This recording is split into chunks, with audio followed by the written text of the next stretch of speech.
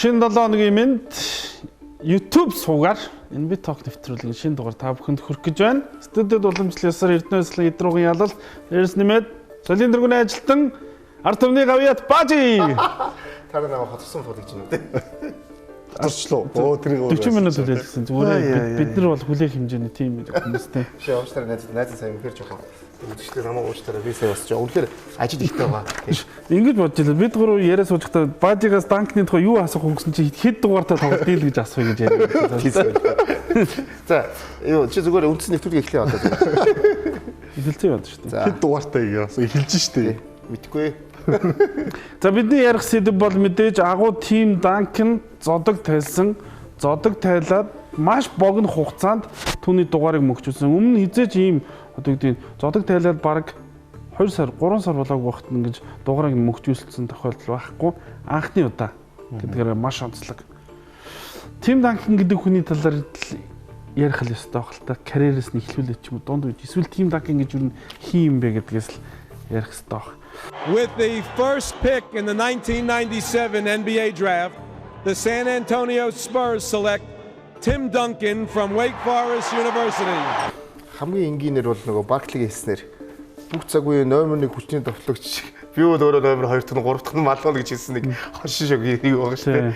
Тэгэхээр яг өөр яг хэлсэн шүү дээ альбасаар. Тэгэхээр яадчгүй бүх цаг үеийн номер 1 хүчний товтлогч Tim Duncan яадчгүй юм уу? Зүв үнэхээр тэрэндээ одоо марах зүйл юу бахав? Ер нь дэлхийд даяараа баг худалчунд 2 байрал дээр л нэг хүнийг зөвшөөрчлөө шүү дээ. Shooting guard-ын байрал дээр мэдээж Michael Jordan хүчний товтлогчийн power forward-ын байрал дээр Dunk-ыг хүлэмжшүүлж байна. Бус 3 байрал дээр бол яг хүлэмжшүүлсэн одоохондоо бол үнэхээр хаалга. Тэгэхээр Tim Duncan бидний энэ агуу төгөлөгчийн энэ замналын энэ 90 цагт амьдарч ирсэнээс азтай юм да. Үнэхээр сайхан карьер нь үзлээ. Тэг би яг тэр Данкны дугаар хөгжүүлэх ёслыг үзэж байхад нэг сэтгэл төрсөн 3 өөр 10 жилд авраг авсан цорын ганц тоглогч. 90-ад онд нэг, 2000-ад онд нэг, 2010-ад онд нэг гэх ингээд тэгэр ч одоо 30 жилийг дамнаад авраг аван. За дээрээс нь чи чимүр бага бараг үлэр дургамдаа плей-офф оруулсныг дурдаад чирэггүй шүү дээ. Тэгээ ингээ базаа харангуут чи ерөөсө бидний мэддэггүй одооны хүмүүсийн шүтээд байгаа финалийн MVP-г арайхан өөрийнх нь одоо тэр нэрээр нэрлэлсэн домог тэр Bill Russell гэдэг хүн чинь ийм л хүн байсан юм ерөөсө. Тэгэхээр одоо бидний мэдхээр бол бидний хизээж мэдж амжаагүй Bill Russell-ыг бидэрт нөгөө мэдүүлж өгсөн энэ агуу хүндээ бас баярлалаа. Одоо цагийн Bill Russell гэж одоо товчондоо дүгнэе да Tim Duncan-ыг. Марах хүн гарахгүй хаа энэ дээр бол. Эдрийг яриад дандаа нэг өрсөлдөд ийсэн болох гэдэг. Bill Russell яг үзэг За Bill Russell гэж юм. Би яг Russell яг дараахан ер нь тэр үеийн хүмүүс их сайн мэднэ. Tim Duncan-ы энэ дугаарыг мөгжүүлэх ёслын ажиллагаа нэг зүйлээр маш онцлог бас. Юу гэхээр дугаар мөгжүүлэх ёслын ажиллагаа ер нь бол завсарлагын 15 минут ихэвчлэн болдог. Сая 7 хоногийн өдөр ч гэсэн шаг их тийм л болсон. Харин Сан Антоныхын тоглолтыг дуусгаж ийж тэр арга хэмжээ маш урт болсон. Ягаад гэх юм бол тэдэнд ярих зүйл их байсан, хэлэх зүйл их байсан, тимийг зориулах үг их байсан учраас ингэсэн болов. Нөгөөдөөгөр хэд удаан завсарлжвал тоглолтын темпийг алдчих тал дээр попын бас санаа байсан болов гэж би бодсон юм л да. Аль нь баг. Тэгэхээр нэгээс мэдээлэл өгчөөд нөгөө хэд нь хоорондоо барьсан гэсэн. За Спорсын тоглогч нар дээрээс нь Тони Паркер, Ману Жинобли эдгээр хоорондоо юу гэж барьсан бэ гэхээр за Тим Данкан нэгдүгээр ирэхгүй. Тэр барьсан гэж байгаа. За хоёрдугаар ирсэн ч гэсэн за нэг 2 минут л үг хэлнэ. Гэт ийм дээр ирсэн бүгдээрээ бооцоо алдсан гэж. Жинсэн ирсэн. Жинсэн өмттэй бас ирнэ гэсэн мариг бол көсч байж байгаа. Ерөнхийдөө Тим Данкны танаа зүгээр ингээд хамгийн хөгжтэй ч юм энэ олон жилд бидний хүүхдтэй хаслах бол одоо энэ үгийг харлаа шиг тэр дурсамжууд ч одоо ярил. Миний жишээнд бол би бол амьдралдаа Тим Данкны ганц юм өөрийгөө амьдралдаа хизээч алдаа хийж үзээгүй гэж. Алдаа гэхээр хамгийн гайхдаг юм шүү дээ. Тэргүүрээр айгүй алдартай. Тэгээд ерөөсөө ер нь алдаа хийж үзээгүй гэж өөрийгөө боддог. Энэ нь шоглоом тоглоом ч гэсэн тийм хүн баха. Тэгээд би зүгээр сонсох юм бол энэ хүмүүс анх нөгөө сагсан мөнгөд орохоос өмнө бол усан спортоор л хичээлдэг байсан. Олимпиад тавьчихсан тий. Тэгээд тухайн нэг жилд нь нөгөө юу болоод үер болоод хар салхи болоод тий. Тэр нэр ингэсэн шүү дээ. Тэр чинь pop нөгөө үг хэлсэн шүү дээ. Гэсэн чинь ингээд тэр цаг агаараа өөрчлөлтөнд талархъя гэдэг.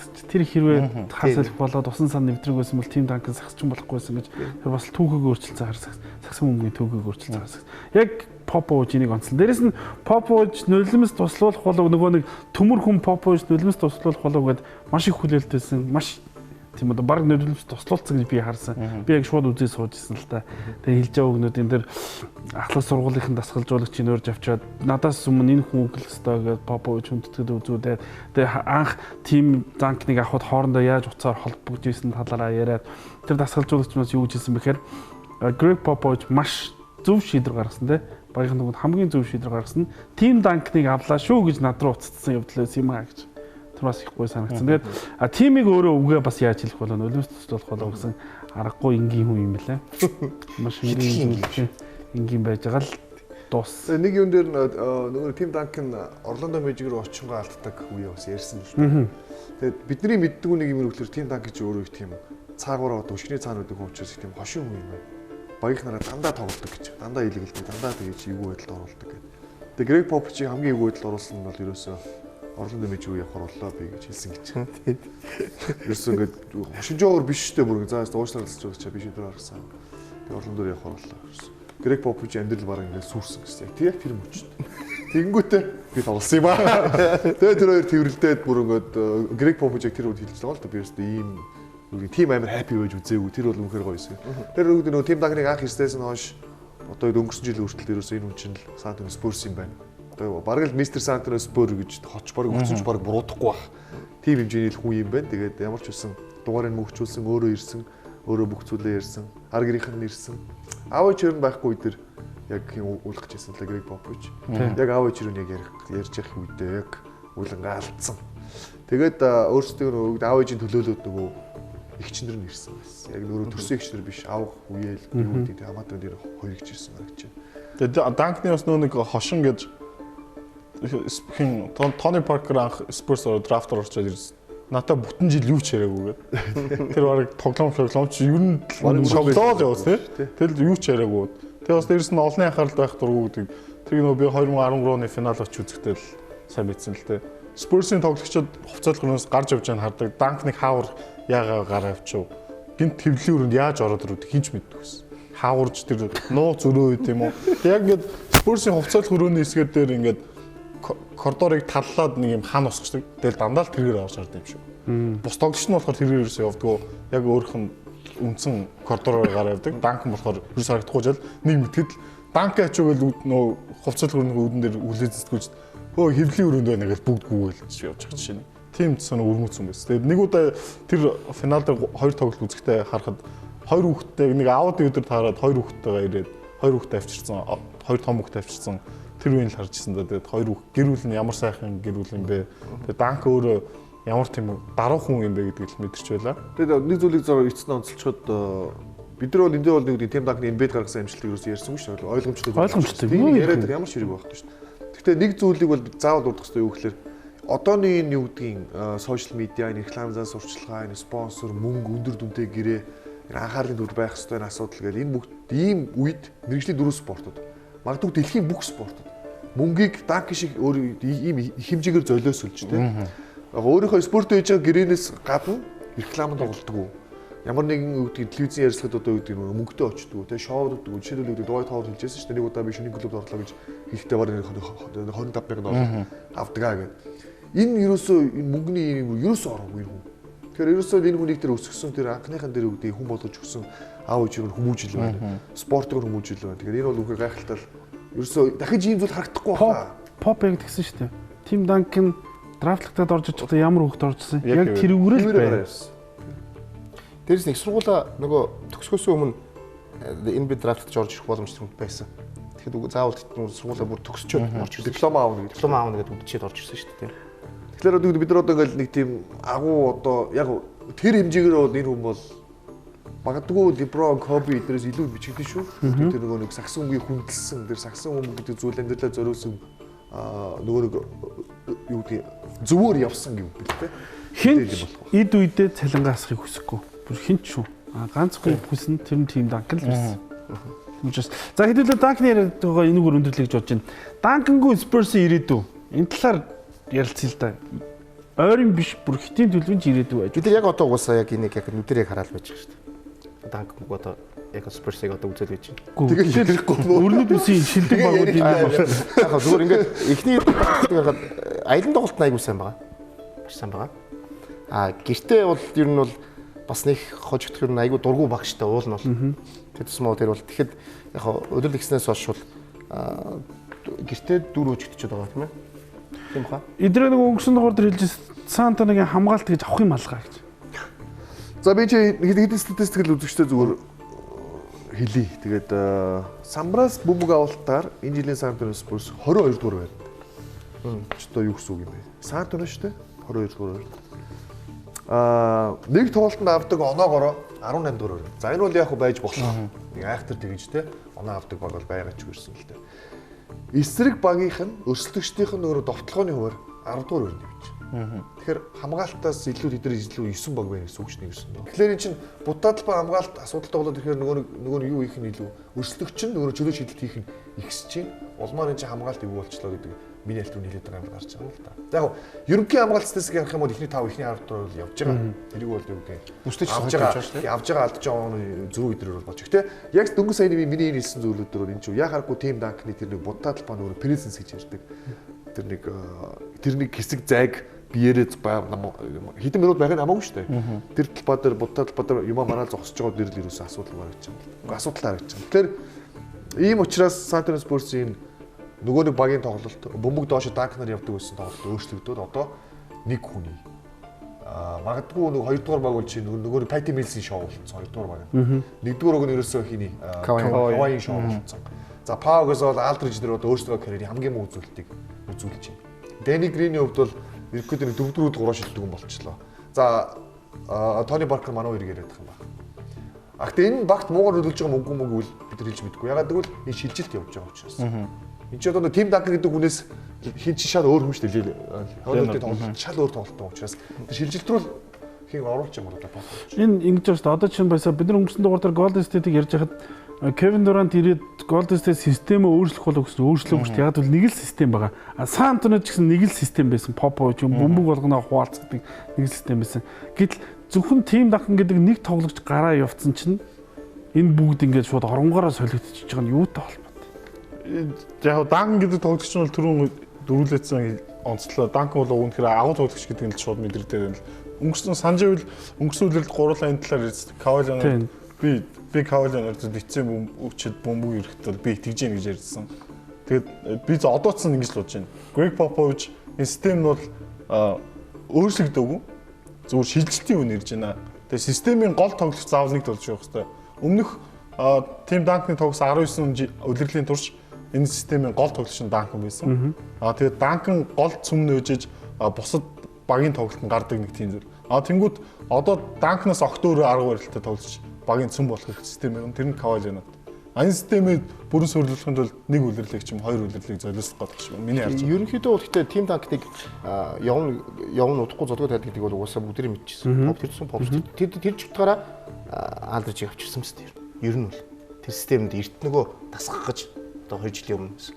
Тэгээд анх бол нөгөө бид нар ядагс нөгөө ихэр цамхаг анх Дэвид Робинсонтой. Ерөнхийдөө тим танкнд заавал тусалдаг нэг төв байлаа шүү дээ. Энэ хоёр өмнөхөө будагтаа талбар хангалттай одоо хамгаалж чаддаг гэсэн. Тэгэхээр ерөнхийдөө бол мэдээд Ламаркусыг авчирсан. Энэ жил гэхдээ уул бол байгаа байхгүй яг адилхан. Ламаркус По 2 байна шүү дээ. Гэхдээ нөгөө бөмбөг нөгөө хамгийн их эзэмшээд байгаа хүмүүс өөрөө Кавай байгаа шүү дээ. Урд нь бол яг нөгөө бүгдээрээ тэнцүү эзэмшдэг юм одоо бол нөгөө бөмбөгийг ганцаараа Кавай эзэмшээд шүү дээ. Тэр чинь нөгөө яг саяны хэлдэг нэг жоохон нэг арай өөр тоглогчд нөгөө юу яагаад. Тэгээ биенээс улбалаад энийг асуумаар нь ялтаа. За тим данкны 90 үеэс өөр тоглогч 90 рүү шилжиж байгаа энэ үед энэ шилжилтийг хийхин тулд тэгвэл бөмбөгийг эзэмшиж явах гэсэн холбогчийг өөрчлөх хэрэгтэй юм шүү гэдэг асуулт гарч ирж байгаа байхгүй. Сүүлийн үед Америкийн хилээр бол ярьсан. За баг Тони Паркерыг одоо сольж явуулах хэрэгтэй юм шүү Спurs. Тэр цагт болцсон юм шүү. Оронд нь одоо нөгөө сая дэлхийн аварга биш Олимпиад нэлээд шуугаад явсан юм байна шүү дээ. Лапровитола гэдэг. Аргентин үү? Их тим ассист гэдэг үздэг холбогч байсан шүү дээ. Энэ тал дээр чиний бодол юу? Жишээлбэл би бол тэгж хараад байгаа байхгүй. Одоо бол Паркерын эргүүд байл гээд байгаа юм л та дараагийн юм. Баг 2023 Спурстэй бай гэдэг. Гэтэ Паркер болохгүй шээ. Паркер чинь өөрийнхөө карьерийн турш тим данкнер савд байгаад толгойд өгсөн. Одоо гээд өөр болчихлоо шүү дээ. Доош хөнгө болоод систем өөр болчихор чинь. Паркер бас балраад байгаа юм шүү. Үгүй би бол ингэж бодод байгаа. Өөрчлөлтийг ингээд pop хийж байгаа байхгүй. Гэтэ тэр өөрчлөлтөө хяналтаас алдаад тэр яг хөр Kawhi San Antonio Spurs-ийн нөгөө Popovich-ийн баг 20 жил явсан системийг одоо эвдэж эхэлж байгаа. Одоо ягаад Pau гэж бол муу тоглоод байна гэж. Яг гэх юм бол Kawhi Leonard бөмбөг аваад зүгээр 2 3 өнөөд дайраал ингээл цохол ордог шүү дээ. Тэгтэн сая нэг яг бичлэг үзэж суучсан. Энэ талд нь Pau, энэ талд нь Lamarcus зогсож чинь ямар ч зай байхгүй. Тэгээд тийм учраас Pau суулгаж байгаа золиод гаргаж байгаа. Тэр хүний мэдээж юм амлалт л авчихсан баг. Тэгэхээр тэр амлалтаа золиод гаргаад Lamarcus-тай үлдэж. Тэнгүүд Lamarcus-тай үлдэж жингууд маш их зайгаар. Тэгэл тэрэн дөрөөсөө өгөхгүй. Duncan бол 2 хүн дээр ч нэг хүн дээр ч шахаад тоглож байгаа илүүж байсан ч гэсэн ингээл сул хүндэл өгөөж. Kawhi тэр зан чанар нь байхгүй байгаа учраас энэ систем рүү ихлээр нөлөөлөд байгаа. Би бол Pau-гийн шилжилтийн үедээ явж байгаа боловч шилжилтийнхаа үеийг эрх мэдлээ одоо Kawhi-д алдчихад байгаа юм болов гэж харамсаад. Яг тэр бөмбөгийг угаасаа яг тэр үнэхээр аваад одоо нэг Тони Паркер идвшг юм уу манай одоо идвшг юм яг нэг оролт хийгээд юм уу тэгдэг. Тэр үн бас үнэхээр Kawhi сүргэн бас байхгүй шүү дээ. Гэхдээ систем нь байгаа байхгүй. Сая Manu Ginobili гэхэд гарч ирээд сая юуны эсрэг тоглолтыг шийдээ ачлаа. Clippers дээр тий. Clippers шийдчихлээ шүү дээ. Тэгэхээр нөгөө нэг яг ингээд шийдвэрлэх үе байх юм бол систем ингээд Manu бол тэнцээ чи юу хийж ин өөрөө аваа шийдэж чинь өгч чинь тасалж чинь паслж чинь яг л тийм. Kawhi ягаад гэвэл хамгаалтан байна угаасаа асуудал надад. Лидер болох гэж байна. Kawhi одоо статистикээр лидер элизм болцсон. Тэгсэн мөртлөөсөө багийн лидер болохгүй байна. Нэг юм зөөр дээр бас анзаар гэж байгаа. Энэ бол бас тодорхой хэмжээнд нөлөөлж байгаа гэж бодож байгаа. Энэ магадгүй бүр хамгийн ихэс нөлөөлж байгаа магадгүй. Саксуу мөг өөрөө өөрчлөгдсөн байгаа. Өөрөө хувьсцсан байгаа. Одоо бол ерөнхийдөө хамгаалагчдын лиг болчиход байна. Саксуу мөг чинь. Одоо Джеймс Хард Уэстбрук бид мөнгө дуураар ярьсан шүү дээ. Тэнгүүт одоо Данкны 90 үед бол өндөр хүмүүсийн 90 үе. Бөмбөг доошоо ордог тий. Будаа талбаар алдаа авдаг. Өрсөлдөгч алдаагаар нөгөөж үүдийн одоо өрсөлдөгч хождог буулгаж авдаг гэсэн бол одоо яа харахгүй нөгөө нэг Стефи үе ирсэн. За Стефээс эхлэнгүүтээ Rockets Cleveland-ийн ч одоо олон зэжидэл дээр рекордыг эвдлээ шүү дээ. Тэгээ ингээ ирэнгүүт чинь Spurs энийг дагахаас өөр яах юм бэ гэж. Spurs үүдийн өөртөө зөвхөн нөгөө доогуур алдарч хийдэр тоглоод байна. Нөгөөд Kawhi Leonard-ийн хамгийн сайн юу ажилласан зүйл бол өөрөө одоо шийдэлт. Одоо Leonard ер нь баг Steph шиг шийдээд байгаа шүү. Тэгээ сайн шийдэн. Бөмбөг аваад ерөөдөө шийдэлтүүдийг үүсгэн. Тэгээ шийдлийн техник ч гэсэн өөр болоод эхэлсэн байна. Яг гэж нөгөө юу гэдэг юм угшаага өсөр шийддэг болсон байна. Тэгэхээр энэ бас тодорхой хэмжээгээр энэ Aldridge, Pau-гоос олгосон одоо энэ өндөр биерхэн хүмүүсийн лигт нийлэн нөлөөлж байна. Жишээлбэл зөв ганцхан шийдэл шүү дээ. Sacramento Kings, DeMarcus Cousins, New Orleans Pelicans, Anthony Davis хоёр. Энэ хоёр Manx байгаа мөртлөө багийн амжилтыг харуулдаг. Тэгэхээр өндөр сайн үнэтэй багууд явах болцсон. Хамгаалагчдын лиг болцсон. Энэ саад руу нөлөөлж байна. Энд нь Greg Popovich багаа уусгаж эхэлж байгаа. Хүчээр мэж магадгүй, өөрийнх нь өслөөр шиж магадгүй байлээ. Дээрээс нь тэр хамгаалт эдрээ өнгөрсөн дугаар онцлсон маш муу хамгаалтай гэдэг. Будаад л. Тэр бас Kawhi Leonard-ийн тоглолттой холбоотой л доо. Тэр мэдээж би бол тэрийг зөвхөн Kawhi Leonard өөрөө хүссэн яг үндэ. Kawhi Leonard бол Team Dunk-ны намхан төлбөр шүү дээ. Маш даруухан Greg Popovich-ийн өвн цай орно. Тэр шиг хамгаалт. Greg Popovich-ийн хүсдэг хүн.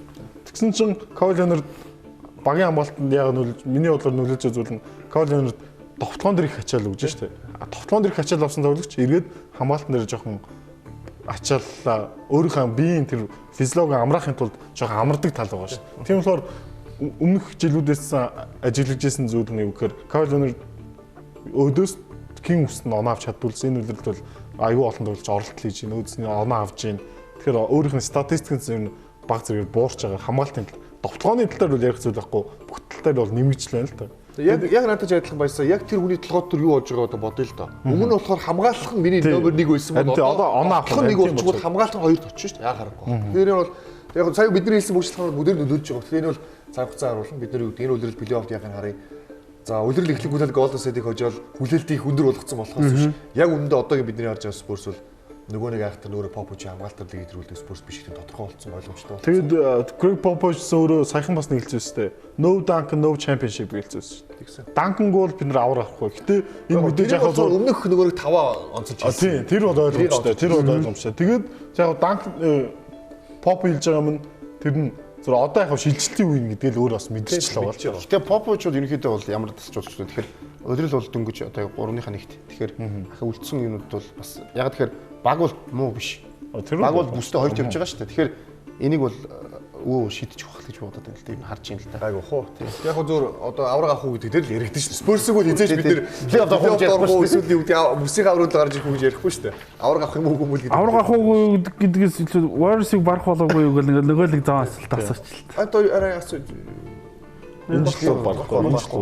Би эсвэл 2 жилдээ бараг барахгүй боллоо. Нэгээс 2 жилдээ гэдэг рүү барахгүй шүү дээ. Уу яг нөгөө дараа өдрөлөөс юу болохоос ихтэл хамаарна. Хин хаашаа явах уу гэрээ юм юм. Гэтэ яг энэ жилдээ бол барах. Хэрвээ Spurs Houston Rockets-тай плей-офф таарвал нэг юм уу за нэг хамгийн их шатнууд харах нь ойлгомжтой. Хоёр юм уу эсвэл за миний бүсийн финал дээр харахгүй тэр хоёр. За хоёр нь харах. Хэрвээ хоёр дахь Houston Rockets таарвал барахгүй шүү. Rockets-ыг. Хин хэлсэн байсан Greg Popovich. Үлрэлийн ийм ихэн үед би ямар нэг тоглогч ямар өөрсдөө бас бодол бичлэг үздэг үү? Гэтэ би энэ үлрэлт би Houston-ийг James Harden-ийг үзүүлсэн харахгүй. Алидийн 3 таарсан байгаа юм л та бас ядж яхад. Тэгэхээр сая тэгээд яг Houston бол 100% зөөжлөө алдсан шүү дээ. Тэрийг онцлогчтой шүү.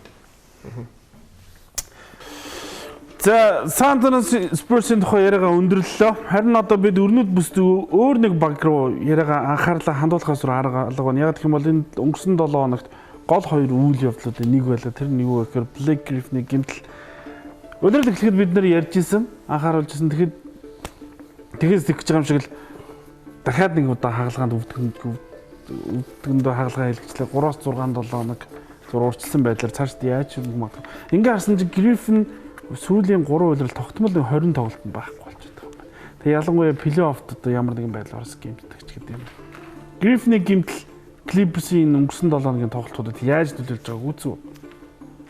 Би өчтөрийн тоглолтыг үзсэн. Ер нь бол хэцүүч. Сэлгэнээс ин гарч иж байгаа зүгээр хараарай. За Paul Pierce, Brandon Bass, Spades.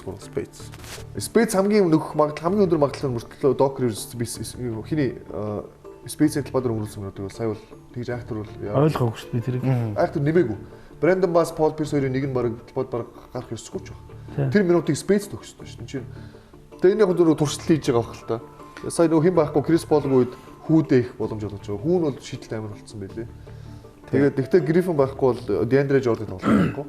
Яг бол DeAndre Jordan их пассыг Griffin өгдөг шүү дээ. Яг үндэ Chris Paul биш. Griffin их пассыг өгдөг учраас.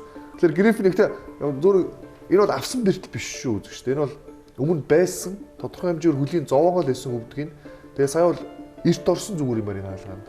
All-Star-аас өмнө орсон зүгээр юм байна гэж орсон хаалгаа юм шүү. Тэрнээс биш гид нэг тоглолт нацгүйтэл нөгөө нэг хараал нүрүүлжлэл авсан бэртлээс биш юм шүү. Тийм учраас зүг болох. Гэтэ хэцүү. Тэгээд сая идрэлжлээ л да.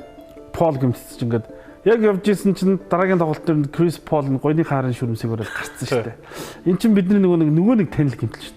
San Antonio Spurs эсрэг тоглож байгаа нэг хөлөө чирж байгаа ч болоо хожлын гол хийсэн тэр гэмтэл шүү дээ. Тоглосон. Яг тэр hamstring буюу гойны хаарын гол бүдүүн шүрмсэл дахиад гэмтчлээ л дээ. Яг энэ дүр зураг тавтагдаад байгаа байхгүй. Ингээд Clippers улирал эхлэхэд гол контендер багуудын нэг гэж тооцогддог. Гэхдээ яг ингээ явангууд Griffin гэмтдэг эхлэе. Дараа нь Paul гэмтдэг. Тэгээд улирал нь үндсэндээ бодоолдог. Арай гэж бэртлээсээ эргэж ирээд бүсийн даваа байдлаа ч юм уу алдсан ингэж явж байгаа. Дахиад нөгөө хоёр ачаал үрж байгаа плей-офф дахиад гэмтдэг. Дахиад тим 4 6 бол орчоод байна л дээр нь. Яг удирдлын ихтэй бас эхэндээ бас эхнийхээ хагаст гимтэж байгаа нь бас гайгүй юм болов. Ягаад тэгэхээр нөгөө өмнөх юм дээр болохоор яг нөгөө плей-офф дээр юм дээр гимтчихдэг нь тэр нь илүү хохиролтой байхгүй. Одоо бол бас арга байна. Clippers бол плей-оффт бол яаж чад гарчин юм. Тэгэхээр бол нөгөө Полыг амраах ч юм уу хиний нөгөө гимтлийг хүлээх. Яг бид нар сая сүүлийн 2 тоглолтод билээ үзлээ л дээ. Spurs-ыг хожчихлоо. Гэхдээ Dallas хожигдчихлоо шүү дээ зүгээр өөрчлөлт хэрэгтэй. Тэгэхээр тэр тоглолтыг үзлээ бүгдийг ингээд тэгэхэд ингээд ерөнхийдөө бол Chris Paul байхгүйгээр бол үнэхээр энэ багийг бол төсөөлөх арга болчихж байгаа байхгүй. Яг тэгэхээр ерөнхийдөө бол нөгөө одоо гимтж байгаа нь магадгүй багтаа өмнөх хөлрлөө бод юм уу боддог болох юм бол яг аргалах бас боломж байна. Гэхдээ яг нөгөө уйлрал дөнгөж ихний хагас юм чинь. Амарч болно шүү. За тийм. Тэгтээ зүгээр энэ бол нэг тийм бүтний улирлаар наавт болчихж байгаа биш гэмтэл учраас хэзээ нэгэн цаг тийм. За гэхдээ нэг би энэ зүгээр ингэж асууя гэж бодсон байхгүй. Эдгээр Баясаар хоёр Clippers-ийн менежер, нэг нь ахлах менежер, нэг нь менежер. Энэ хоёр тоглогч 100 чөлөө таганд болно. За ер нь Clippers-ийн энэ хэд хэдэн тоглогч чөлөө таганд болно. Ялангуяа Paul, Griffin хоёр хоёулаа чөлөө таганд болох боломжтой сонголт би хоёр байсан бол энэ 100 багаас хэнийг явуулж хэнийг авч үлдэж энэ одоо юу гэдэг гэрэн дээр одоо өндөр гэрээтэй тоглогчдод өндрөөс өндөр гэрээг өгөх үү? Clippers-ийн ирээдүйд цаашдаа яах вэ?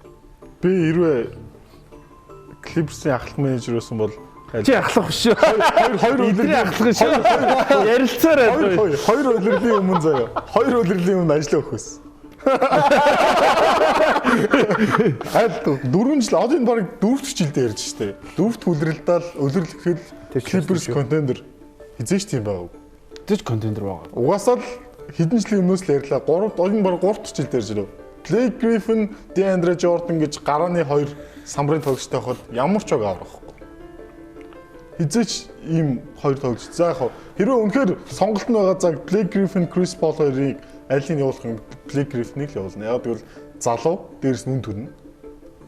Тийм дэмжиж чинь. Эсвэл тэрийг баг удирдлийн дундуур ч явуулах хэрэгтэй. Тэрээс баг бол толгойд байхгүй. Хэрвээ Clippers үнэхээр амжилт харахыг хүсэх юм бол нэг дөрвтэй өөрчлөлт хийх хэрэгтэй. Тэр нь ахлалт салжуулагчийг халах эсвэл гол тоглогчдын нэг явуулах. Тийм би бас тэгж бодсон. За яг Doc Rivers үнэхээр сайн салжуулагч. Doc Rivers-ыг яг нэг айгүй том алддаг зүйл нь хүүдээ хитрхийх боломж өгдөг. Лиг тоглож байгаа нэг багийн 15 тоглогч. За идэвхтэй тоглодог 13 тоглогч. За 30 баг кредитийн 360 тоглогч.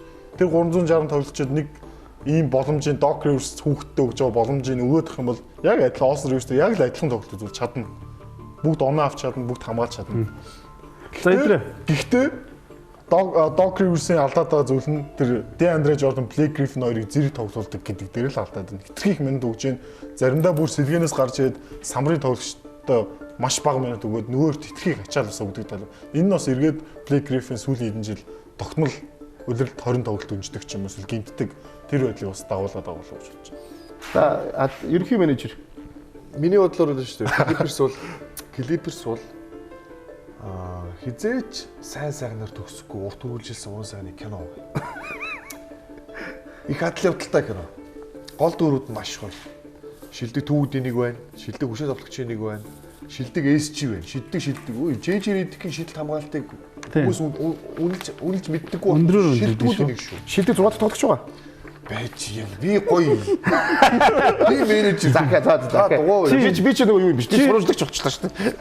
Сурвалжлагч гişээ чи зүгээр ордны хамгаалалт дугуй байж. Тэгээд за холбогчдор бол бүр яриадах юм байхгүй. За тэгээс нөгөө юу шүү дээ те. Нөгөө 6 тоглогч. Асалжуулагчийг яриадах юм байхгүй. Хөөж боссныг авраг авах цаах тэр олон жил NBA-д асуулж хийж байгаа. Тэгэхээр одоо Оскар авахын тулд энэ кинон дээр бүх дөрүүд бүх шилдэгүүд биш. Энэ Оскарыг түүхч тох юм баг. Энэ кино. Тэгээд игсэн би нэг 2-7 өдрийн үлдсэн юм аа. Энэ талаар гэсэн би дараа нэг юм бас юм хийж бодож байгаа. Ерөөсө хараал. Америкийн нэгдсэн улсад хараалыг мэдчих. Одоо ялтын өмссөн байгаа Chicago Cubs-ийн бодлого дээр энэ баг 100 хэдэн жил хараалсан баг. За ба нөгөө Boston Red Sox, New York Yankees хэдэн жил хараалгаж очигдсон тийм. NBA-д хараал гэж байна. Тэр нь Clippers хараал. За миний бүр түүхийг ярих юм бол энэ одоо бидний нэвтрүүлгийн цаг хүрхээ бол тийм учраас тусна би задлж тусна нэг сегмент оруулах гэж бодож байна. Тэгэхээр ерөөсөө хараал. Энэнийг эвлэрэх ёстой. Clippers гэдэг баг чи өөрөө хүмүүс одооны хүмүүс мэдээд байгаа болохоос бидний үед бол Clippers бол бүүлэц гэдэг. Бүүлэц. Юу энэ чи яадаг баг үлээж. Мэдгүй. Хамгийн хожигддаг баг Clippers. тэргээр л бид нар мэдээ. Клипстэй тийм л байсан шүү дээ. Мөрөшөө. Тийм учраас би бол менежер бол одоо яг хэдий салыг өөр ажиллааг нь бойл. Харанаас Шууд хайчиж байгаа. дараагийн карьерээ бодоод юмруудаа яваа. Зүгээр би нэг За байж хамаач ганц юм билээ. ордын хоёр менежер нь ажиллаа өгсөн чинь ордын хамгаалагчийг менежер болсон. За тийм байсан бол яг Би шууд хамгийн дөрөнд Doc Rivers-ийг халаа. би бол браво шууд бажиг тийм. тэр халцсан явсан байхгүй юу? Хоёр шууд ажиллаа. Тавч хаана шууд ажиллаж. Хамгийн яг тэгэхээр энэ гой багийг сая хэллээ. Энэ Оскар дэнийж байгаа багийг эн чинь продюсер нь буюу найруулагч нь өөрөө буруу шүү дээ. Тэр кино би яг эдрийг хэлж явах тэгж ярьчихсан мөх. Бүх юм байхад найруулагч нь муучаас Оскар авч. Тэгэхээр чи хинд байд. Би ягаад тийг ганц юм хэлчихэ. Doc Rivers мундаг бид тэр хүлэн зөвшөөрн. За гэх үнэхээр Бостон авраа авсан. Үнэн зөв. Гэхдээ хэлээ. Doc Rivers бас тим ч сайн тасалж би хувьдаа боддог. Ягаад гэж ягаад хэлээ. Doc Rivers-ийн хүлэн зөвшөөрнө биш. Бэж. Doc Rivers мундаг юу байсан бэ? Багууд байсан. 2001 онд Орландод байхад тэр Tracy McGrady-гийн эд үеийн тэр онооны лидер болсон багийг хэн тасалж байсан? Doc Rivers тасалж ирсэн байхгүй юу? Яасан? Лигийн хамгийн шал харцсан баг болгосон. Энэ үнэн шүүхтэй. Үгүй гэж хэлэхгүй л баг. За тэгэхээр тэр үед тэр багт Грант Хилийг авчирсан заяа. Гөө. Tracy McGrady байсан байж. Тэр яг үнэн заяа. Тэр би бол тэгэхээр яг хувьдаа тэр тим сайн тасалж боддгоо юм. Юу миний хувийн бодол л та. Тэгээд одоо яг Clippers яг тэрнтэй адилхан одоо бол юун тэр Орландо хамаагүй мундаг баг юм шүү дээ. Тэгээ энэ багийг хэлээ 4 жил боллоо шүү дээ. Одоо бид харлаа шүү дээ. Clippers-тэй алхан дээ. Тэ? Гой баг үзье. Яг үнэхээр юу болов? Юу ч болохгүй шүү дээ. Яг л нэг яг нөгөө уран сайхны кино үргэлжлээ. Doc Rivers бол сайн ав те. Үнэхээр сайн. Биш мундаг хаав. Мундаг ав. Агуу хаав баггүй тий. Аавын дөрөөр Оскар аавн тий. Энд хүүдээ би бол боддог Austin Rivers бол үнэхээр IQ муутай тоглож. Тэгээ тийм тоглогчид бүр ингээд 20-30 минут өгөө тоглолоо гэдэг. Үнэхээр мундаг ав MVP. Гэтэ сайжаад байгаа шүү. За чи сая хэлээ Doc Rivers-ийг халаа. Doc Rivers гэл. За Doc Rivers халах юм бол Griffin, DeAndre энэ их хурал задрах хэрэгтэй. Энэ төр чинь Rivers-ийг бүрдүүлсэн баг. Rivers-ийг цуглуулсан энэ систем суулгасан систем учраас. Тэгвэл баясаг өөр тушуулж ирээж барахгүй. Үгүй. Гэтэ баясаа шиг би яг Griffin-ийг явуул. Ягаад багт Griffin айгу явуулах айгу ашигтай. Залуу, үнэтэй. Тэр орон зайд тэр мөнгөний нөгөө зайгаар айгу гоё сайн хоёр тоглогч авч байгаа. Хоёр тоглолцныг драфт эрэхтэй авах шүү. Тэгэхээр тэр хоёр тоглогч юм байх уу гэдгийг тэгэх юм бол энэ баг цаашаа айгуу гоё явчих шүү. Doc Rivers-ийн хамгийн том дутагдaltaй тал нь өөрчлөлтөнд амар хойрог ханддаг. Тийм байна. Энийг би юун дээр мэдэхгүй Boston Lakers 2-ын 2008 оны финал дээр Rajon Rondo гимтэх хүртэл Eddie House боломж олгоогүй байхгүй. Rondo гимтсэн Eddie House гарч ирсэн. Eddie House Lakers-ийн хамгаалт гэсэн бодоо болгосон байхгүй. Хүмээдсэн хамгаалтыг задлаад өгөнгөд ингээд тоглолт нуусан. Би менежер болсон чи би цаатгад чинь нэг яриад байгаа. Тэгээ Doc Rivers яг энэ үйлрэлт нэг гайгүй хийсэн юм өөрчлөлт. Гарааны өнгөрсөн жил Wesley Johnson гараа өстэй. Энэ жил Luke Mbamute гараа дараач. Luke Mbamute бараг мартагдцсан нэг сонин нэртэй нөхөр байсан. Энэ үйлрэлт харин нэг хүн шиг бүр сайн тоглож байгаа шүү. Би тэр хараад эзэн тэр биш ээ. Хараал эзэн нэвтрүүлэг гэж байгаа шүү дээ. Хараал ухаан нэвтрүүлэг тий. Тиймээ хараал хэлээгүй шүү. Тэр 15 минут дуртай нэвтрүүлэг байхгүй юу? Тэр сегмент би үзчихсэн. Чи анх энэ баг үүсэл хараалсан. Хичнээн алдрын тангимын гişүү. Хичнээн удаагийн авар, хичнээн удаагийн MVP-нүүдийг яг тэр үлрэлийн өмнөх нь солио явуулдаг. Тэр нь дараа жил очоод нөгөө амжилтаа гаргадаг. Бүр тийм хараалтай орсон. Тэгээ солихгүй гэдэг энэ удаа бидний хамгийн сайн явуулахгүй гэж байлгаад байгаа юм шиг. Бидний хамгийн сайн бид тэгээд Olowokand гэдэг төв биш үү? Драфтын нэгээр авсан төвөөс холоод. Би тэр Darius Miles биш үү? Olowokand биш. Ер нь бол Clippers ч юм бол яг нөгөө анх үүсчихсэн анх хүмүүсийн сонирхлыг татдаг гоё зүйл байгаа шүү дээ. Хин Lamar Odom, Darius Miles, Quentin Richardson нөө тэр гоё шүү. Тэр бас гоё шүү дээ. Danny Manning NC-ийн номер 1 тоглож байхад драфт дээр аваад тэргүүлж яхад Danny Manning-ийг аваад хүн биш болсон. Тийм шүү дээ. Danny Manning чинь бүр Ron Harper амар байх үед нь аваад амар үжсэн нөгөөг нь бүүл очоод 3 удаа аваад. Юусэн ингэ түүхийн ярил үнхээр амар шигтэй байлээ. Нэг 90-д онд нэг нөгөө NBA-гийн хамгийн өндөр тоглогч байсан. тийм George Moreshan гэдэг. Тий, хамгийн өндөр тоглогч байсан. 2.28 билээ. Тэр Bullets Clippers-ийг яг хойлоо яриад. Чи Washington Bullets. Bullets тийм шүү дээ. Би бол гайхаад одоо чи дагаа явчих. Чи дагаа явчих. Сүлдээ бүр George Moreshan-ыг яриа явах гэж жоо юу үлээ. За өндөр тоглогч гэснээс хэдэн орны дараа бид эргэж уулзаад лигийн хамгийн ноёрхон байсан түүний тоглогчийн талаар ярилцгаална. Сайн стог. Би ч чамд дагаад Bullets гэдэг яваад байгаа. Bullets доосаа Би тэр илээ Clippers, илээ Bullets гэдэг үс юм бахтаа. чи Washington Bullets шүү дээ тий? Тийм Washington Bullets. San Diego боёо та. Тий Санди Юу хот нь өөр байсан. За яг уу бэг. San Diego. Бүр анх болохоор нөгөө Buffalo Braves. Аливаарэ.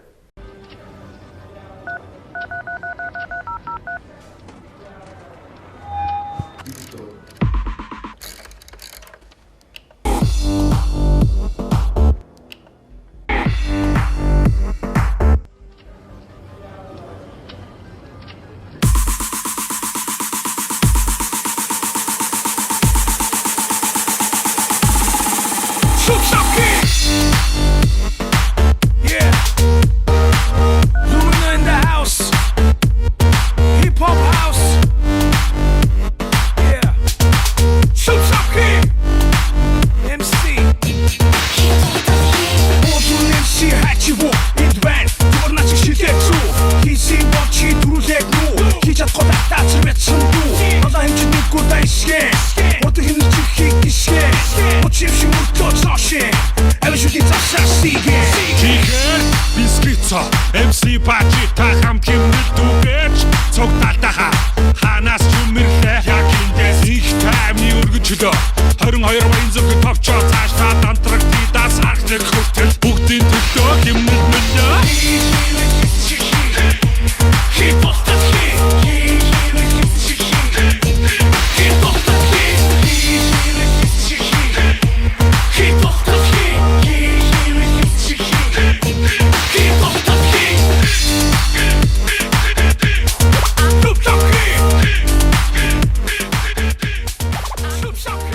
Өөрийнх нь үеийнхээ үнэхээр сайн мэдэж байгаа шүү. Сар бид тэрийг амар тусч өгч штэ. Ерөөсөө яг хиний үеийн тэмнүүдийг л 60 70 80 гэдэг хингуа үеийн тэмнүүдийг эйгүү сайн мэдээд байгаа байхгүй. Би ярил л Buffalo Braves, San Diego Clippers, одоо Clippers. За. Тийм ээ тий. Оскар Робертсон юм ерөөсөө За өнгөрсөн 7 хоног NBA-ийн хувьд зөвхөн нэг тоглогчийг дугаарыг мөхчөөс үйл явдал байсангүй. Өөр нэг дугаарыг мөхөөсөн тэрний үгээр Miami Heat баг домог төвийн тоглогч Shaquille O'Neal-ийн 32 дугаарыг Los Angeles Lakers зочилж ирдэг өдөр буюу тоглолтод мөхчүүлсэн. Тэгээ яагаад мөхчүүлж байгаа гэхээр мэдээж баг тоглогч ямар ч хүнийг одоо мөхчүүлэхийг хүсэж болно. Тэр юу хийсэн бэ гэхээр яхахгүй Miami Heat багийн түүхийг шинээр битсэн шүү дээ тийм ээ баясаа. Тийм учраас Би шууд асуудал орчихгоо шүүмжилчих хүнийг. За тэгээ Маш буруу сонголт. Miami Heat-д дугаараа мөгжүүл хэрэгтэй юм шиг бол биш. Яаж утсан биш. Яагаад? Энэ бол цэвэр нөгөөг Pat Riley-гийн өөрийнхөө одоо өөрөө хэлж ирсэн л та. Би Shaquille O'Neal-ийг нөгөө юугаар авсан 8 бол их гурвыг бүрдүүлсээс илүү хамгийн гоё 8 гэж. Pat Riley одоо яг нөгөө Phil Jackson-ийн адилаар өнгөрөөд эхэлсэн. Буруу зүнүүд явцсан. Тэгээд өөрийнхөө тэр legacy-г баттай болгохын тулд тийм ээ. Өөрийнхөө тэр хийсэн, өөрийнхөө тэр нөгөө дүүлгсэн одоо би хэтрүүлж ярьж магадгүй. Гэхдээ миний хамгийн чухал хийсэн 8 Shaquille O'Neal 8 гэж хэлсэн. Тэр statement, тэр өгүүлбэрээ бүр ингээд баттгаад дээшигээ 32 номертой туг болгож үлгэж байгаа тийм үйлдэл юм. Үнэхээр ичээ. би нэг маш. Ягаад гэвэл би Shaquille O'Neal бид нар бүгд Shaquille O'Neal мэдэн штэ. Lakers боли Miami биш энэ Orlando-д бүр илүү ихтэй шүү. Дугаараа мөгч. Ер нь бол тэр аваргыг чи Shaquille O'Neal 100% авчираагүй ихэнх үеийн Wade авчирсан юм нэгдүгээр шүү. Shaquille O'Neal яг өдөр чинь бас амалт нь гоё юусэн би юм авчирсан. Гэхдээ энэ бол дугаар мөгжүүлнэ гэдэг чинь өөр амар том юм шүү. Уучлаарай. бид нэг юм хэлсэн. Манай үеийнхнийхэн бол авчирсан шүү. Би айгу мөгжүүлсэн. Би ганц юм асуу. За тэгвэл Miami Heat өөрийнхөө багт тоглоогүй тоглогчдоос ганц Michael Jordan-ы 23-ыг мөнгөчүүлсэн тийм ээ. Pat Riley тийм. Гэтэ одоо тэгэхээр чинь ясаа юм л да Jersey Hood-ийн нэг бол өөрөө маш том. Яг тэгэхээр тэр дугаарыг өөр ямар ч тоглогч Miami Heat-д асууж өмсөж болохгүй шүү дээ. Тэгэхээр яг тэрний хувьд яг Shaquille O'Neal-ыг яг хоёр юутай авах л та. Үнэхээр эдрийг хэлж байгаа бас нэг юм байна. Яг тэгэхээр яг үнэхээр яг эд үедээ Shaquille O'Neal нэгт бас ирээгүй. Яг нөгөө хэдэн жил тоглосон юм бэ? 4 жил 4-10 сайн 2 жил. 4-8 он. Тэгээ 4-8 он. Тэгэхээр Сүүлийн хоёрыг би бүр мартчихчих. Яаж байсан ч юм уу яа. тэгэхээр яг гэхдээ багт үнэхээр бас авраг авчиж чадсан бас хүн шүү бас. Тийм би тэр ихний тэр Miami Heat ихний авраг үстэй. Тийм Хамгийн их Хамгийн авраг учраас тэгээд л да. Үлдээд бодоод байна. Miami Heat би бол Shaq-ийн дугаарыг мөнгөчүүлсэнд бол маш их баяртай байна. Би Miami Heat фэн шүү дээ. 1990 онд байгуулагдсан шин түүхтэй баг. Orlando Magic-тэй ажиллаа. Orlando Magic Shaq-ийн дугаарыг мөнгөчүүлдэггүй шалтгаан финалд гараад хожигдоод тэнгуүтэй баг орхисон шүү дээ. Одоогийнхоор яг орчин үеийн сакс үдж байгаа хүмүүс ярих юм бол Durant-ийн шийдвэр баггүй юу? Shaq бол.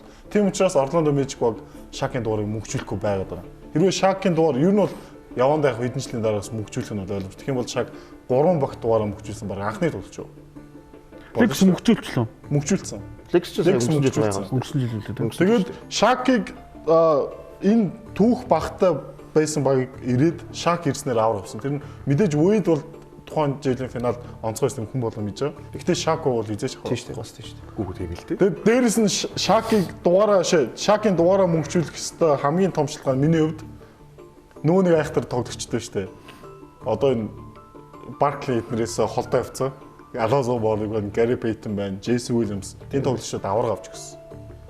Тэгээд Майами Хит багийг зүгээр нэг энгийн дундаж багаас гинт контендер болж чадсан баг болгож үзсэн. Тэгээд энэ багийн шин түүхийг эхлүүлсэн учраас анхдагч гэдэг утгаар нь Шакийн дугаарыг мөчүүлсэн. Тэгээд одоо 4 тоглогч болж шүү дээ. Алонзо Борг байна, Тим Хардвей, тэгээд Жордангийн дугаар байгаа. Тэгээд яг бүр анхны 90-ад оны эхэлжсэн нэг Джон Сайкли гэдэг нэг цагаан төв байгаа. Тэр мэдээж Рони Сайкли.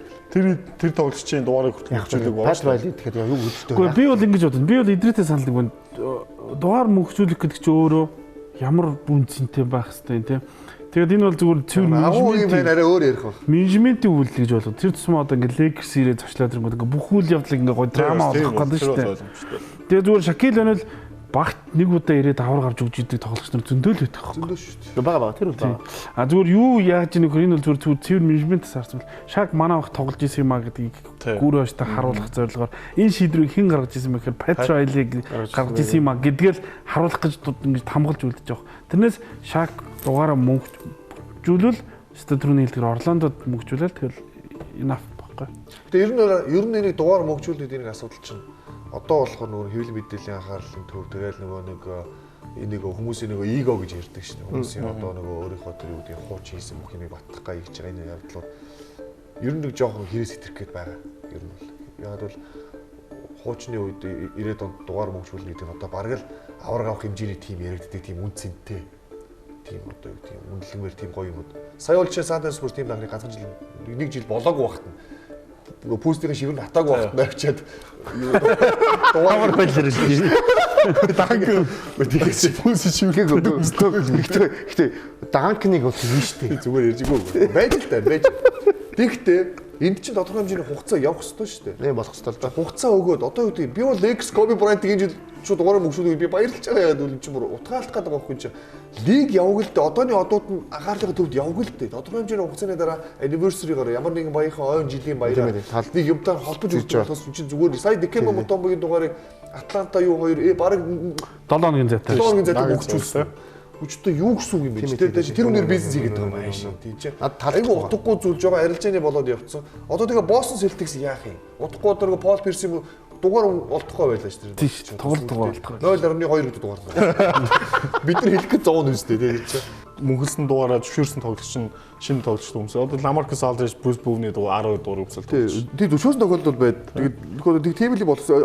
Яг тэр бол надад аюугүй санагдсан. Брюс Боуны өөрөө хэлсэн байсан. Би энэ багт би дугаараа мөнгөжүүлэх хэрэгтэй гэж би өөрийгөө бодлоо. Гэхдээ наа ч бохгүй. Мөнгөжүүлэх. Гэтэ Брюс Боун Шак тарьцуулах яг тэр хэмжээ биш л те.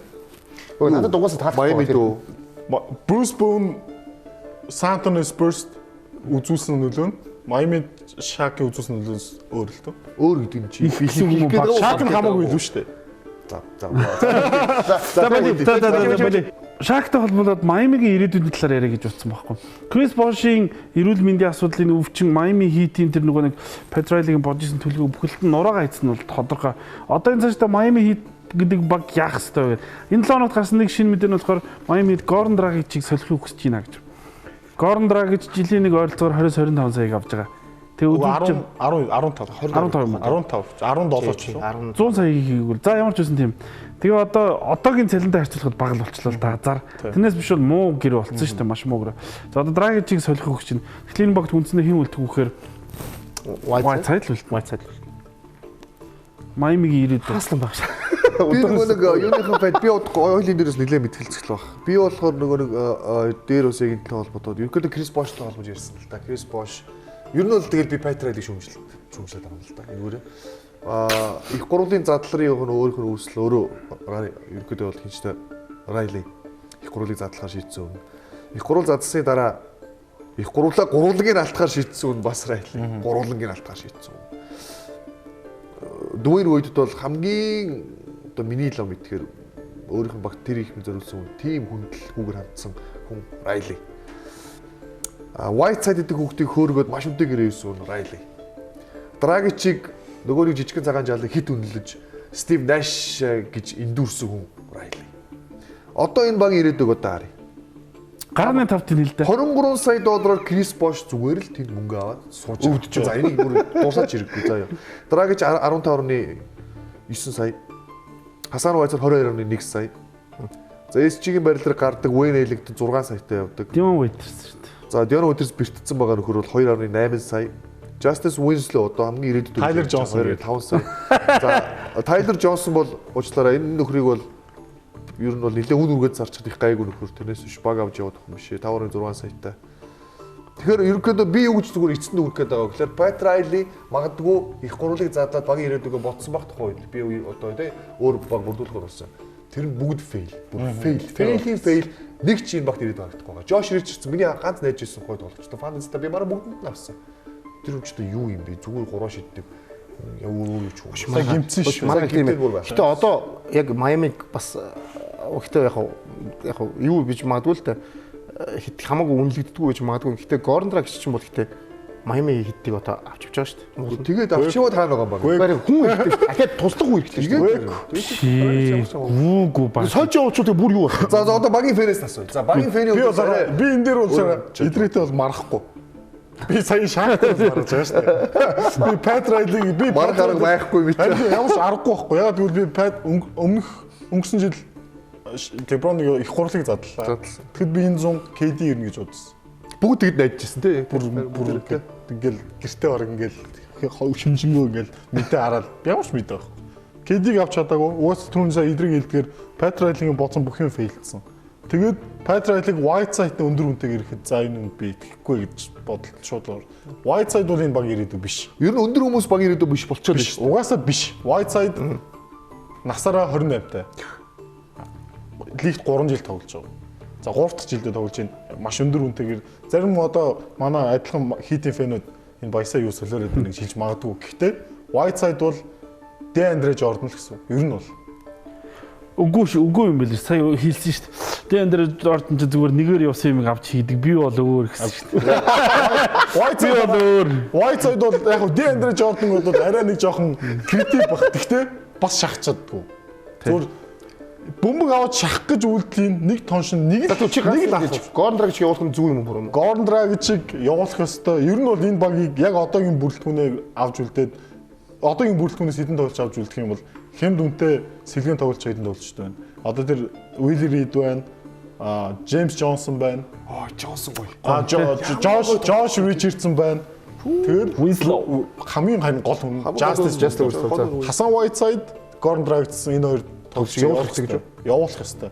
Dion Waiters-ыг авчирсан чинь би уурсан. Гэхдээ Dion Waiters бол энэ нөлөө сайн тоглож байгаа. Турж ийн. Өмнө айгүй бамбарээс одоо турж юм байна. Өөрийгөө тэгээд хэнийг авчих гэдэг. За Dragic-ийг хэнийг авчих гэдэг. Бүгдийг л авчирмаар байна шүү дээ. LeBron-ыг буцаага авчирмаар байна. Төмөр нэнийг ч авчирдээ одоо. Chris Bosh-ыг хурдан идгэмээр байна. KD-г бас авчирмаар байна. Бүгдийг л хүсэж шүү дээ. Яг энэ сэдвийг би нийгэмтэй холбоодог оруулчмаар байгаа. Яг одоо яг энэ ярианд үргэлжлүүлээд. Буруу зүүнүүд байгаа хүмүүс байна. Буруу зүүн. Гэхдээ Phil Jackson буруу зүүн бид нар мэдэн шүү дээ Phil Jackson. Яг нөгөө айхтар нөгөө драфтаас өндөр залуу авсан нөгөө нь одоо супер болгож байгаа. Тэр мэдээж гоё зүйл. Ново Rose хүргэж чадахгүй байх тий болохгүй байх. Тэрээс өөр буруу зүүнүүд байна. Riley буруу зүүнүүд байна. Хамгийн сүүл буруу зүүн George Karl бураалаа. Яа. Бурхан минь тэр цэхийн багийн бүр яаж байгаа би тэр хүн бүр хазуурт хазууртай айлан байна. Тэр алив шээ. George Karl ярилцээд хүмүүс мэдээлэл өгсөн. Бас мэдээгүй юм. George Karl за тэгээ George Karl ном бичсэн. Өөрийнхөө замлыг өгвөл. Тэр Furious Karl гэдэг нэртэй бүр. Тэр замлаг Karl гэсэн үг юм аа. замланд юу бодоолгосон бэхээр хамгийн амжилттай удирсан баг нь Denver Nuggets. Denver Nuggets бүх тоглолтыг бодоолгосон. Аймхаа хуваа хийжсэн талбай дээр одоо тийм нөгөө баяртай мөчөө хуваалцах чаддгүй ингээд хуваа хийсэн ингээд бүгдийг бодоолгосон. Өөр тоглолтоос гадна бүр гэр бүл рүү тийм ингээд бүр бодоолгосон. Тэгээд шууд энэ ч ингээд бүүн болгоод аавнаас дэ хэл мэдээлэл. Шууд тоглолтод нь бүгд хариу алгацсан. Өөртөө Карл бити төнөөд гараад чиг. Twitter. Бас. Мэло бүр энэ талаар ярих ч хүсээгүй. Бити надаас энэ талаар асуу. За зарим хэлсэн эвгүй зүйлүүдийг би зөв чиг баа чи мэд амжигүйч байна. Юм уушдаг болохоор. За Антони хоёрыг Хартн хоёрыг энэ хоёр аав гэсэн учраас ийм зан характертай маа гэж.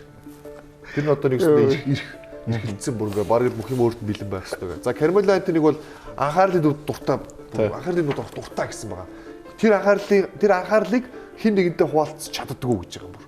Тэгэхээр ч одоо тэр үнийг бүр байхгүй болгооч. Тэр бас мөнгөн дуртай. Мөнгөн дуртай гэсэн байгаа юм. За J.R. Smith-ийг болохоор маш сайн шийдэж тоглож даанч авта гэж байгаа. За J.R. Smith-ийг бол авта авсан. Тэгэхдээ аав нь түүнийг ерөөсөө авсан болгоно шийдэл гэдэг байсан гэж. Тэгвэл J.R. Smith-ийг бол байхгүй зөвхөн шийддэг ерөөсөө баг амиа шийдэж болгоод ирсэн.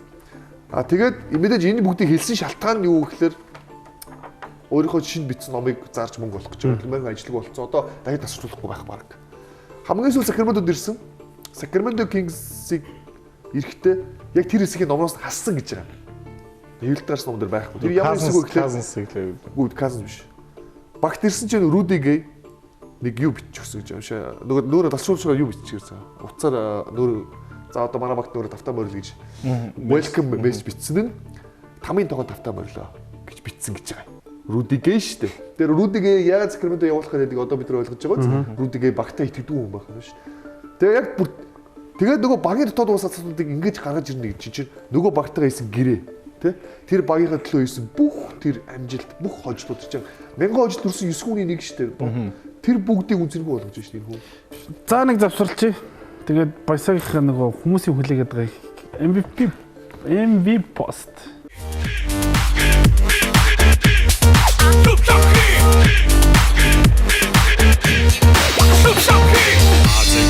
Цаачиг болтол пандрыг шовтол хүсэг цовтол оройг болтол бигээ гортол норыг нортол бум бум Өдрөг байгаа тэнгэр шиг бай Хүлээсий тайлтэн зөрмөг бай Нар шиг бай бас сар шиг бай Хүчтэй зөртөр бар шиг бай Нүрус монохтыг уйра Яран дээр амсидан надаа Нимга чөсөө сиврэ Химэлэр химэлэн илтэн Шинэ хийгээд Тулгунгээ зүгөрөтө итгээд Навгоо навынчлан зүтгээд Turun bom ki çak bige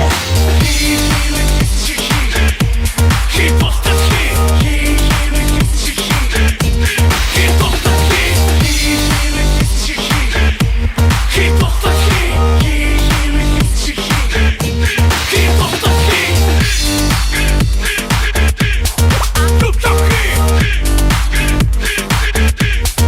Şupşak hit Şupşak hit Şupşak hit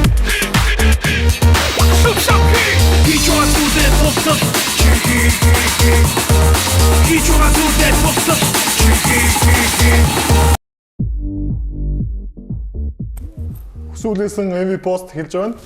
За ингээд эхний дугаар учраас нөгөө үдээгээ жоохон шийдэхээр шийдлээ гэж. Цэхмийн зовлон загсан. Голтоныг спайс тавьчаа сайхан хэлдэгсэн. За 5 дугаар өрөнд баажиг үсгэнэ. Энэ баажиг үснэ яагаа вэ? Сайн орчинд очилдоо гэж. Өнөөдөр үсийг харж байгаас уг нь бол үсээ их гоё гэлтцсэн. Өнгөрсөнтэй гэлэн дууцсан шүү. Эд чи би зөв шүү усан байгаа гэсэн юм аа. Гэлтцтэй гэж. Ингэж үг нь амар үнэтэй үсчиндэр очив. За 4 дугаар өрөнд Идрэмэн жингэрээ бусдаас хол тасарчаа гэж. Үзэн дараа дөрүлээ сууж 3-3 суулж байгаа чи даргалч нараа. Шин шууд өөрийгөө бид гурав дурж байгаа. Би энэ залуусыг олон жил татаж яваа шүү тэр нөгөө жингэр бол. Дундчаас нь. Тэгэхгүй дандаа 100 нэмэгтэй явах гэдэг байгаа шүү. 87. За дараа нь 3 дугаар өрөнд дахиад бааж орсон байна. Гэхдээ баажийн нэг зураг хийсэн шүү дээ. Cincinnati оны Оскар Робертсны үед баажийн зургийг аягүй гоё фотошоптод хийсэн чинь техний комент энэ толгойг залгацсан юу? Толгойг залгаагаа бааж чинь үед тоолж ирсэн юм уу? За хоёрдугаар Кобигийн фэн гэж. Дараад Кобиг муулах үед үнэн зүрхний дэмжтэй зэрэг гэж байна. Ийм учраас бид нар одоо Lakers-ийг муулахаа болчихсон шүү дээ. Дандаа ингэж хардаг байхгүй. Кобиг яриагүйсэн баха. зүгээр. Юу нэг үнэн. За нэгдүгээр ба яалт нэг лайв хийсэн байна. Тэгсэн чи лайв хийж болцсон. Тэгсэн чи нэг хүн доор нь коммент өглөө өлөн шүлсэн хүмүүс хөндөд мөрч. Сава яалтын өмсөж тэгээд нэгдүгээр дорчтой. За тэгээд нэг пост нэмэрхүү тэгээд эхний дугаар учраас нөгөө өдийнхөө явуулсан зүйлсийг нь шоглоч гэж бодоод. Цаашдаа миний өмсгийг 50 өрх. Зүгээр баярлалаа. Наашаа. Вирус анзарч өгөө. Баярлаа. 10 жил хамтаа байдаг. Вирус анзарч. Уунагаас нэг жоох. Жоох би нөгөө бас ялтыг хөмсгөр бас татдаг юм байна те. Хөмсгнийхээ дунджаар Шивээгats чи энэсээ жоох инний. Нэг харсан чинь ваажи бас нэгтэй. Нэггүй би бас чи интэвтэй. Нэг хүслэг бишлэг юм байна. За яа. нэг өнгөрсөн дугаар дээр бас нэг хүсэл төрсөн юм хөө. Boston Celtics New York Knicks 2 гэдэг багийн талаар яриач гэсэн. Бидэнд цаг хангалттай байгаагүй учраас Boston Celtics-ийн талаар ярилцчих. Тэр дундаа бид нэг ярьсан шүү дээ. Boston Gordon Hayward-ыг авах сонирхол байна гэдэг. Нэг мэдээ гараад байгаа нь юу гэхээр Boston Celtics одоо хүртэл том солилцоог ингээ боломжийг судлаад хайгаад байна. Тэгээ Isaiah Thomas үлрэл гэх юм хэлсэн. Бид нар дахиад нэг супер рот хэрэгтэй тэгжиж бид нар авраг авна. Al Horford ирсэн ч гэсэн бид нар бол авраг авах хэмжээний баг биш гэж Isaiah Thomas хэлсэн шүү дээ. Үнэ л хэлж. Үнэн. Тэр угаасаа нэг дутуу гэдэг юм. Гэхдээ Boston хамгийн гол нь маш том хүзрүүд байгаа. Одоо хідэн драфт ирэх байгаа лээ. Boston бид нар яавал хэнийг авчвал контендер болох вэ? Gordon Hayward-ыг авах юм бол Cleveland-ыг хожих хэмжээний баг шүү дээ. Та нарт одоо юу гэдэг нь Бостны ирээдүйн нь яг одоо жишээ нь Avery Bradley өнөөдөр бас ингэ хэлсэн мөлий. Би хэрвээ энэ жил All-Star-д ордгоо юм бол ядаж MIP авах хэрэгтэй шүү. Тэр нь одоо багийнхан дэлж байгаа юм уу? Олон нийт дэлж байгаа. Тэрүүч хэлж байгаа юм уу? Бас эйгүү хэлж те. Энд нэг юу байгаа. За энэ баг бол Isaiah Thomas дээр одоо босч байгаа баг. Ерөнхийдөө бол одоо өмнөх тэр их гурвын үеэс үлдсэн нэг чинь ширхэж байхгүй шүү дээ. Тэднийг одоо нөгөө драфт ирэхүүдээр гоё тоглож болгоо явж байна. Smart бол хамгийн зөв сонголт байлаа бид тэрийг харлаа шүү дээ. Энэ баг дээр нэг асуудал байгаа нь энэ багийг самбараас өмнөг авалтаар хамгаалагч зэрүүлээд байгаа юм. Avery Bradley. Одоо хамгийн сүүлд хэдэн онд хин гэлээд одоо бас миний үеийг нөхрөл хамгийн сүүлд бага SG-ийн барил дээр хүн одоо юу бага ребаундер хэрэгүүлэх болох юм шиг байгаа юм. Тэр нь бол тэгээд одоо энэ багийн offensive efficiency буюу довтлооны үр дүнтэй байдлаар Boston Celtics гэдэг баг 9-р өрөнд дэвчих. Эхний 10 дотроо. За хамгаалтын efficiency энэ бүгэнд бол хамгаалтын хэдтэй явдаг гэдэг нэг статистик харъя л та. 14-р байрны гэж. Тэгэхээр хамгаалт илүүтэй баг хождог авраг авдаг гэдэг ярьсан зүйл байгаа. Энэ бол энэ дээр ч гэсэн хэрэгжин. Тэр Cleveland Cavaliers-ыг Boston хожих хүсчвэл хамгаалтаа сайжруулах хэрэгтэй. Хамгаалалтаа сайжруулахын тулд Avery Bradley самбараас өмнө аваад багыг хэрэглэх биш. Самбарынх нь хүмүүс юугаа өөрсдөө юу ямарсан. Тэгээ Horford ирсэн бол айгүй зөв сонголт юм биз дээ. Хамгийн зөв. Horford бол самбарын төв биш байхгүй шүү дээ. Тэр нь зөв. Гэтэ энэ баг дээр ганцхан байгаа асуудал нь ерөөсөө PF юм байна. Тийм хамгийн дутуу юм. Horford PF дээр давхар тоглож болно. Яг л Атлантад бол төргөдөө бас нэг хаяа PF тоглож байсан. Ц юм уу PF дээр сайн хүн авчраа гэдэг л яриад байгаа. Тэр үгээр хайгаад байгаа. C. Манай үеийн C. Тэгэхээр одоо энэ баг дээр ерөөсөө ганцхан солилцоо хэрэгтэй. Тэр нь туршлагатай PF эсвэл C. Жол тэгэхээр Hayward биш байх. Hayward биш юм шүү дээ. Тэгтээ яг ийм байж болно. SG дээр яг туршлагатай гэдэг дээр бол би санал хийж байгаа. Тэр юу гэхээр одоо бодоод үзлээ. Boston Celtics хамгийн хүчтэй тоглогч нь Horford ч дээ. 86 он. 30-тай зал хамгийн хүчтэй. Бус нь бүгдээ залууч. Boston Celtics-тэй холбогдож байгаа солилцоонд холбогдож байгаа тоглогчийг харахад дандаа SG юм уу SF байгаа шүү дээ. Тэгэд яг Danny Ainge гэдэг чинь ер нь бол хамгийн энэ лигт байгаа хамгийн хорчин жинхэнэ хамгийн орчин юм. Хорны эзэн тоглолтоороо хорны эзэн. Boston Celtics маш олон драфт ирэх байна. Багт нь бол бүрэлдэхүүн бол үнэхээр сайхан ирээдүйд харагдаж байна. Тэгэд яг эдгээр хэлсэнчлэн туршлагатай нэг тоглолт зайлшгүй хэрэгтэй. Гэтэ тэр нь хүчний довтлогч юу эсвэл жижиг довтлогч юу гэдэг. Миний хувьд бол яг Gordon Hayward ирнэ гэдэг бол маш сайхан мэдээ. Тэр юу гэхээр Jay Crowder-ыг сэлгэнээс тоглуулах бол маш үр дүнтэй арга. Яг гэвэл Boston Celtics хамгаалтан дээр гараанд тоглож байгаа тоглолчоос хамгаалтан дээр тоглож байгаа. Тэгээ Hayward-ыг авбал Crowder-ыг өгөхгүй юу? Өгнө. Өгчл тааш. Өгнө. За хэрвээ за өгсөн ч Гэхдээ уг нь бол хэрвээ Гордон Хейвордыг авахаар бол яг драфт ирэхэрч авч болох боломж бол байгаа шүү дээ. 2 3 драфт ирэх. Бас Клейтэй гэсэн солилцсон. Тэр бол хизээж плей байхгүй солилцсон. Ягаад гэвэл хэрвээ Клей хинээр Эври Брэдли, Джей Краудер хоёроор тулна гэсэн солилцоо ярьсан. Гэхдээ хизээж тэр зүйл болохгүй. Хэрвээ болчих юм бол Golden State Warriors сүүлийн дараачийн 3 4 жил хизээж дийлэхгүй. Dynasty бол. Dynasty утгаараа тийм бол. Тэгэхээр Клейг авчираад бол тийм ээ. Гордон Хейворд баг нь муу амжилттай шүү. Utah Jazz бол уг нь бол яг одоо л амжилт гарах цаг нь бол ирсэн байна. Баясаг шээсээ энэ баг туршлагатай хэрэгтэй гэлээ шүү дээ. Наад бол Гордон Хейворд болоод авах. Хейворд туршлага 0 шүү. Үгүй ээ. Биш идрээ чи ингэж штэ. Тэр хүн хэлсэн штэ энэ лиг нөгөө хамгаалагчдын лиг болж байгаа гэсэн штэ. Тэгтэл чи PF центр ихтэйгээр Хорфордоо дахиад ингэж өндөр хэмжээний хүн гаргаж ирэх гээд байна да. Үгүй. Энэ айгүй буруугаар ойлгож байна. Хараа 25-аас 30 минут тоглолцдог заа юу. Дабл хийждэг. Одоо манай Булсийн одоо юм бэ штэ нөгөө Тажик Гибсон гэсэн Робин Лопес маягийн. Тийм үл хэрэгтэй энэ багт. Хамгаалагч нь угаасаа Брэдли, Эсей Томас хин 3 бол Краудер 3 бол угаасаа л энэ баг авч. Тэгэхээр ингэж болт юм. Хоёр тоглож яагаад тэгэхээр Бостон ч өөрөө цалингизээс хангалттай. Дээрэс нь драфтын зөндөө хэрэгтэй. Тэгэхээр яагаад хоёр тоглож авчихлахгүй гэж. Тэгэх юм бол тэгэл хангалттай болчих. Чи нёгийгээ яа гэж яах чи юм уу хаа. Би болохоор ингэж хоёр баг болох гэдэг л та байж. Харин тэрийг ойлгож би ингэх гэдэг. Эдгээр талаар ингэдэг.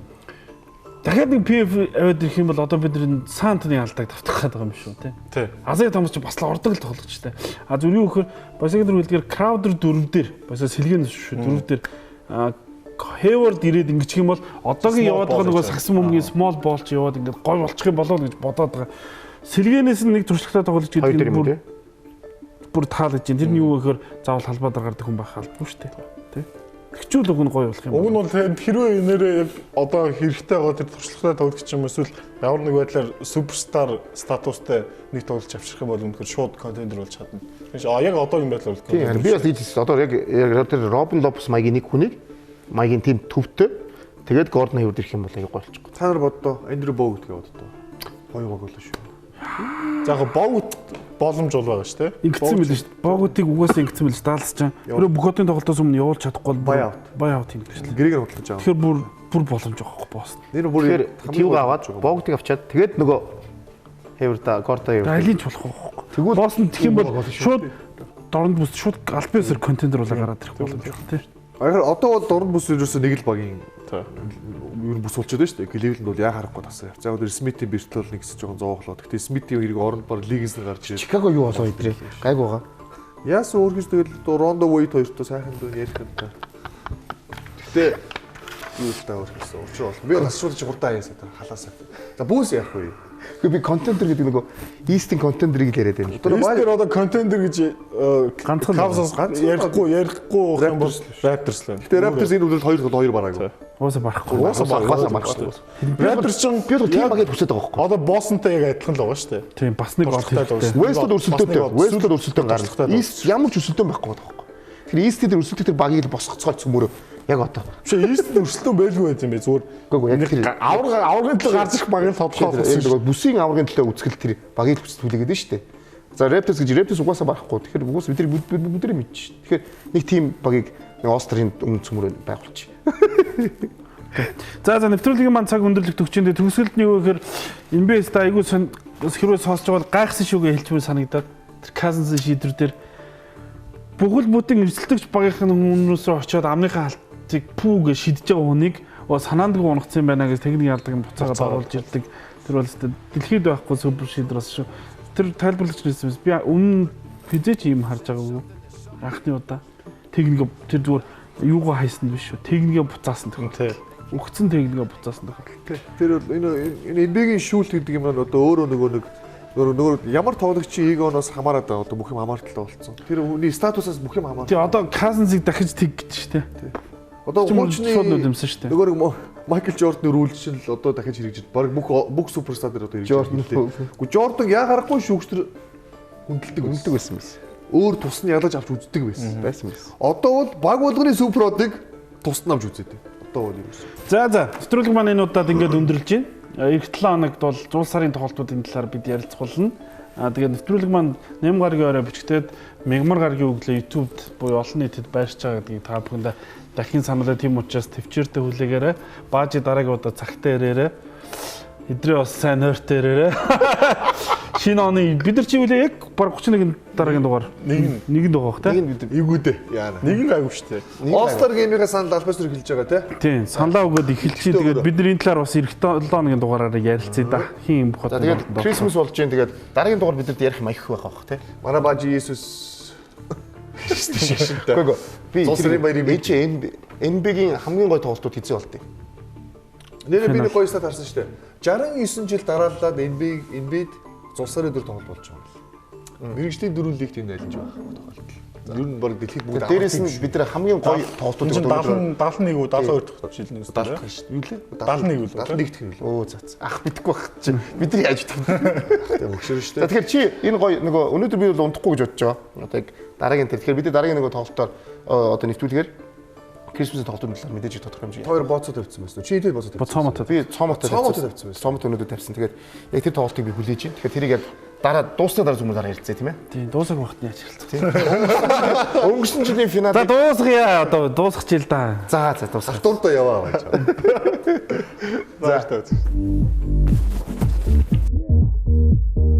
Бушиг түн сагсан хий тэл бушиг түн хаалхан хий зүгээр суухаар зүлгэж юм хий сүпсап хийгээ сүпсап хий Хараа бүр өндөр төргөө Химэнлийн боход игэр бүргөө Утрас барадав түүний Ядар батраар сар бүхий Ямар ваниг имиг тултар хий Надтай тулад хинэл гаччихгүй Авчаа дараа нусабуни Үсэн би шахта өгсөн чичи Сүпотла амдрит явахд хой Зодн замбуja Шүнжин хинги чатланой Үрэн цагаан зам таттуудаа